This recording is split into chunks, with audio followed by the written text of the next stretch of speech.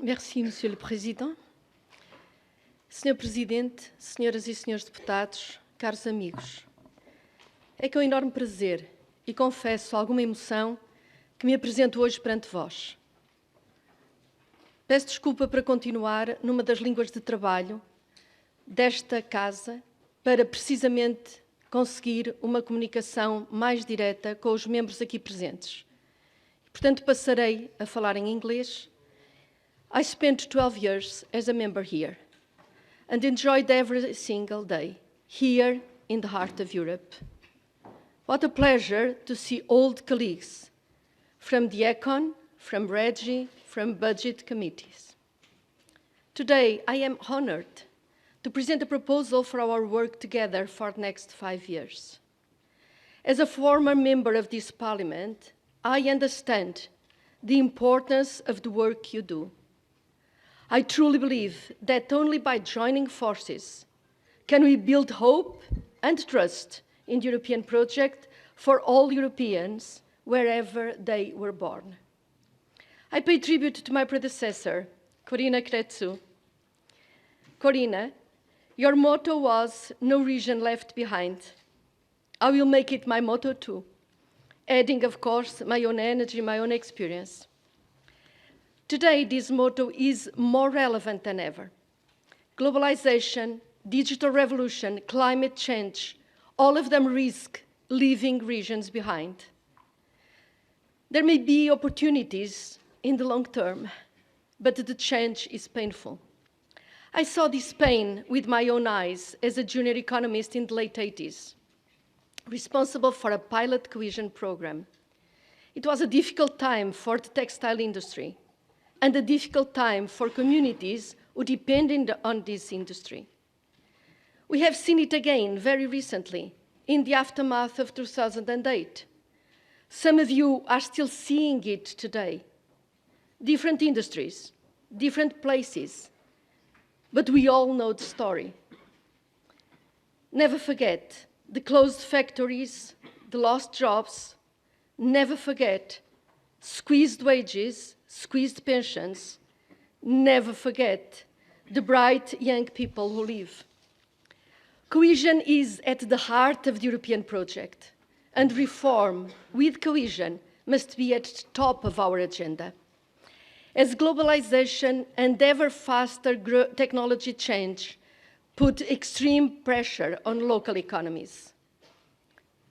Honourable members, I believe in this policy because I have seen its impact on the ground.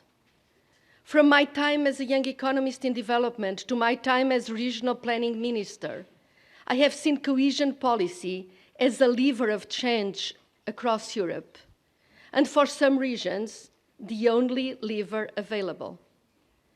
From the Arctic to the Mediterranean, from urban areas to former industrial regions, from coal-dependent regions to the outermost regions of the EU, from mountain regions to rural areas, from border regions to peripheral coastal areas. Europe must act and be seen by citizens to act. An economy that must work for people with intervention tools tailored to the need of each territory, helping the transition to a digital, green, and gender-balanced economy. No region, no person left behind. So, honourable members, I am honoured and thrilled to be called to this portfolio. Our President-elect, Ms. von der Leyen, has entrusted me with 6 key tasks. Some are rather urgent. First, the legislative framework. Ms. von der Leyen emphasized, and I agree, the need for swift agreement so that programs can be up and running on day 1. I count on your immediate support. Let us work together. A new Just Transition Fund will also be an immediate task, inspired by a Parliament proposal to support regions where the transition to a climate-neutral economy is more challenging, namely industrial, coal and energy-intensive regions. You will be hearing from us soon with a Commission proposal in the first 100 days. My second task, smooth implementation. My mission letter is crystal clear. The future policy should be modern, simple to use, and lead to high-quality investment. We must work closely with Member States in simplifying and streamlining procedures without jeopardizing the quality of controls. Sectoral and centrally managed programs must also play a role, taking account of spatial impact and, as far as possible, creating effective synergies with cohesion policy. The Commission proposals are ambitious. For example, simplify cost options, freeing small beneficiaries from keeping mountains of invoices for years, saving up to 25% in administrative costs. We will be checking if these measures deliver as promised. I see you as my ally in delivering these and other simplifications. My third task, reforms. Monetary union is challenging, particularly when countries differ in competitiveness, particularly also when they face different economic and social circumstances. Achieving sustainable, long-term convergence founded on competitiveness is our key goal in this context. Investments and reforms have a crucial role here. Therefore, it is high time to restart the discussion on the new investment support instruments, the Reform Support Programme, and the budgetary instrument for convergence and competitiveness for the euro area. The euro is the currency of Europe. We must offer timely support to all those countries which have already joined the single currency, as well as to those seriously working to join. Reforms must be aligned with the European semester, but they must also be proposed and endorsed by the country concerned. Their scope must be the removal of bottlenecks to sustainable growth and convergence, stimulating higher levels of competitiveness through the support of national programs, going from modernizing public administration to reforming the education and training system or improving forest management. Reform and cohesion must work together. They must reinforce each other, not come at each other's expense. Taxpayers should not fund policies which contradict or ignore each other. I am committed to work closely with the Parliament, and I believe these instruments should follow the community method. Your support will be key. We must work together to make visible progress in the first 100 days and to adopt the programme in time. My fourth task, sustainable development of cities and urban areas. The upcoming review of the EU urban agenda is an opportunity. Cities today are often the home of poverty, of exclusion, inadequate housing, inefficient transport, and aggressive damage to environment and climate. These all call for our attention, but there is an opportunity too. Cities can lead, must lead, in the digital and green economy. The opportunities are there, and we must seize them in close cooperation with national and local partners. I will kick off the discussion at the Cities Forum, January 2020 in Porto. If you can make it, I would love to show you my hometown. My fifth task, fully exploit the treaty provisions for the outermost regions. I recognize the specific needs of these regions. They require particular attention. Also mountainous, peripheral, and cross-border regions, but these regions are special. So I welcome the present inclusion of a specific outermost region dimension in no less than 21 different post-2020 legislative proposals, from fisheries to research, from transport to climate change. Some of these points have already passed trilogue, others we must fight to maintain, and again, I count on your help. My sixth and final task, communication.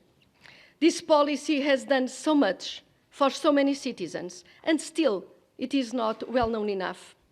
My goal is to visit the regions to understand local concerns and local aspirations, to encourage faster and better implementation of projects, and to let communities know they are not left behind. In this context, I intend to always inform you when I go to your region. In fact, I will regularly update you on all my initiatives. I will ensure a special partnership with the European Parliament, particularly with committees that are here today. This is a priority for the President-elect, but it is also a priority for me. I have talked about my mission. Let me finish with a few words about myself and what I bring to the table. First, I truly believe in this portfolio and am committed to making it work. My attachment to this policy is deeply personal. I have lived it in every season of my adult life. My academic interests long ago, master's and PhD, were in regional policy and European integration. I learned compelling arguments for cohesion and reform, as well as the intellectual framework. As a junior economist, for more than a decade, I worked with cohesion policy on the ground. I saw its impact on the lives of individuals. More recently, as Minister for Planning, I negotiated the Portuguese Community Support Framework for 2000-2006. The Commissioner then was Michel Barnier. Proof that cohesion policy prepares you for anything. As a member of the European Parliament, in the Econ Committee, and then as a central banker, I learned the complexity of different key economic files and their interconnection.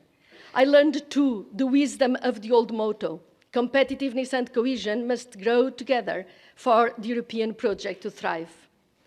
From academia to program manager, from minister to MEP to central banker, I bring all these perspectives. The ability to take different perspectives brings me to the second thing you should know about me. I will be a team player. I will work closely with you. I will work closely with my Commission colleagues. I will work closely with regions, cities, and local people. The eyes of history are upon us. The first female president, the first fully gender-balanced college, and the first female candidate for Portuguese Commissioner. We have shown that the glass ceiling can be broken so that competent women can rise to responsible roles. I will rise to this responsibility. Our team, for all the talents, will make history proud. Finally, I truly believe in this Europe of ours. This started long before my academic work on European integration. In my hometown, there is a monument to Willy Brandt, one-time Chancellor of Germany, an icon of European democracy. Each time I pass, I remember my youth, growing up in a dictatorship. Europe meant democracy, and I shared Mário Soares' vision of a free Portugal rejoining the European family. Europe still means democracy to me. Working on the ground, I learned that Europe means solidarity, because there is no real democracy if you are deprived of education or health or are socially excluded. Europe still means solidarity to me today. When I became an MEP, I learned that Europe means friendship, mutual respect, shared values, and nations united in variety. Europe still means all that and much more to me today. Honourable members, this Europe of democracy, of solidarity, of friendship and shared values in diversity, this Europe calls on us today. As we transition to the digital age, to the green economy, this Europe calls us to be bold. Bold in promoting cohesion, bold in reforms, so that no person, no region is left behind. Let us answer the call together. Monsieur le Président, je veux répondre à cet appel.